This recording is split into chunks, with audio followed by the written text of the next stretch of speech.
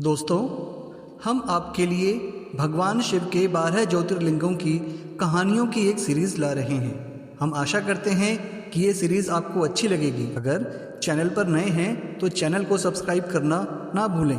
अगर आप ये वीडियो फेसबुक पर देख रहे हैं तो पेज को फॉलो करना ना भूलें। तो चलिए सीरीज़ का छठा भाग शुरू करते हैं। श्री भीमेश्वर ज्योतिर्लिंग। यह ज्योतिर्लिंग पुणे से लगभग 100 किलोमीटर दूर सह्याद्री की पहाड़ी पर स्थित है। इसे भीमाशंकर भी कहते हैं। इस ज्योतिर्लिंग की स्थापना के विषय में शिव महापुराण में यह कथा वर्णित है। प्राचीन काल में भीम नामक एक राक्षस था। वह कामरूप प्रदेश में अपनी माँ के साथ रहता था।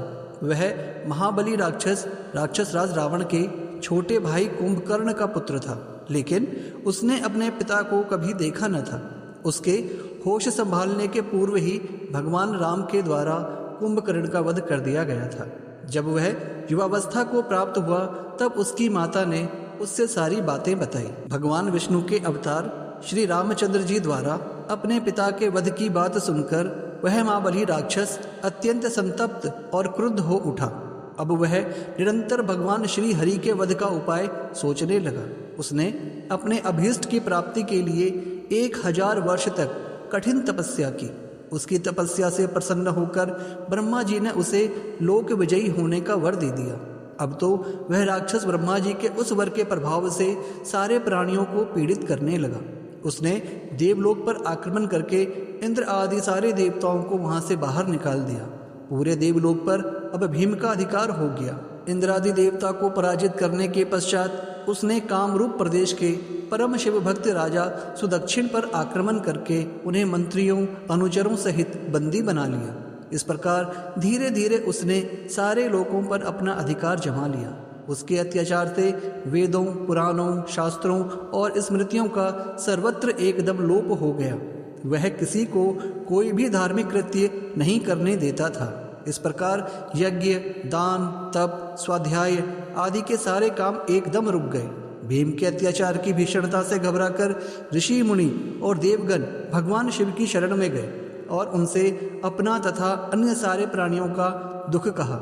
उनकी यह प्रार्थना सुनकर भगवान शिव ने कहा, मैं शीघ्र ही उस अत्याचारी राक्षस का संहार करूंगा। उसने मेरे प्रिय भक्त कामरूप प्रदेश के नरेश सुदक्षिण को भी सेवकों सहित बंदी बना लिया है।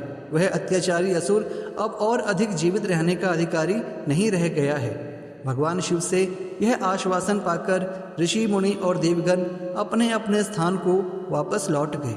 इधर राक्षस भीम के बंदी गृह में पड़े हुए राजा सुदक्षिण ने भगवान शिव का ध्यान किया। वे अपने सामने शिवलिंग रखकर अर्चना कर रहे थे। उन्हें ऐसा करते देख क्रोधोन्मत्त होकर राक्षस भीम ने अपनी तलवार से उस शिवलिंग पर प्रहार किया, किंतु उसकी तलवार का स्पर्श उस लिंग से हो भी नहीं पाया कि उसके भीतर से साक्षात शंकर जी वहां प्रकट हो गए। उन्होंने अपनी हुंकार मात्र से उस राक्षस को वहीं जलाकर भस्म कर दिया। भगवान शिव जी का यह अद्भुत कृत्य देखकर सारे ऋषि मुनि और देवगण वहां एक होकर उनकी स्तुति करने लगे। उन लोगों ने भगवान शिव से प्रार्थना की कि महादेव, आप लोक कल्याणार्थ अब सदा के लिए यहीं निवास करें। यह क्षेत्र शास्त्रों में अपवित्र बताया गया है। आपके निवास से यह परम पवित्र पुण्य क्षेत्र में बदल जाएगा।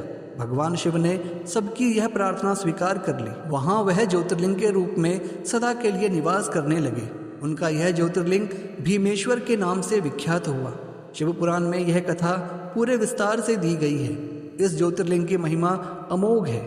इसके दर्शन का फल कभी व्यर्थ नहीं जाता। भक्तों की सभी मनोकामनाएं यहाँ आकर पूर्ण हो जाती हैं। तो दोस्तों, कैसी लगी आपको कहानी? कमेंट करके ज़रूर बताएं। अगर चैनल को लाइक नहीं किया है तो लाइक कर लें और हाँ, सब्सक्राइब करना ना भूलें। अगर आप इस वीडियो को फेसबुक पर देख रहे हैं तो पेज को फॉलो करें। जय हिंद, वंदे मातरम।